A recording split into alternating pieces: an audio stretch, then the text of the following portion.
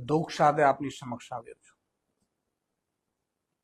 તમે જુઓ, આપણા સૌના વડાપ્રધાન માનનીય નરેન્દ્રભાઈ મોદી,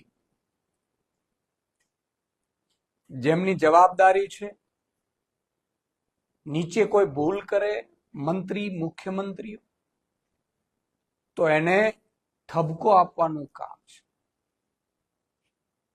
આજે તેઓ પંજાબમાં જઈને સન્માનીય પ્રધાનમંત્રીએ જે ચેતરભાઈ વસાવાને લઈને નિવેદનો કર્યા છે, એનાથી સમગ્ર આદિવાસી સમાજમાં ખૂબ મોટો રોષ છવાયો છે. આદિવાસી સમાજ નરેન્દ્રભાઈ મોદીને જોઈને વર્ષો સુધી મત આપ્યું છે. કોઈ આદિવાસી નેતાને જોઈને, ત્યાંના નેતા, લોકલ નેતા, ભાજપના નેતાઓને જોઈને નથી આપ્યું.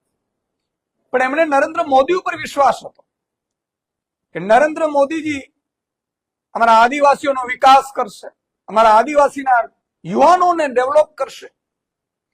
પરંતુ ભાઈ શ્રી નરેન્દ્રભાઈ મોદી ગઈકાલે જે નિવેદન કર્યું કે આદિવાસી યુવાન ચેતરભાઈ વસાવાએ ખંડણી,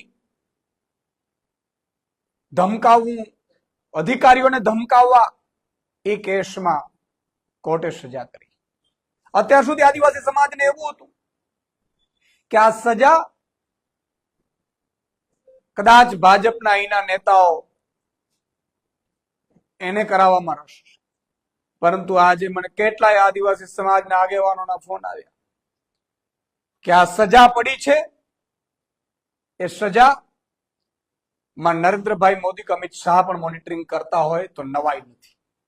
આજે આદિવાસી સમાજ ખૂબ નિરાશ, વર્ષો સુધી ભાજપને ખોબલે ખોબલે મત આપનાર આદિવાસી સમાજ આજે ખૂબ ખરાબ ફીલ કરી રહ્યું છે. તમે એક પેપર લીક નહીં, બે નહીં, 5 નહીં, 25 પેપર લીક કર્યા, કેમને સજા કરી? તમે આદિવાસી સમાજ તમને પૂછે છે. કેટલા એવા ભાજપના નેતાઓએ અધિકારીઓને માર માર્યો છે, કેટલાને સજા થઈ?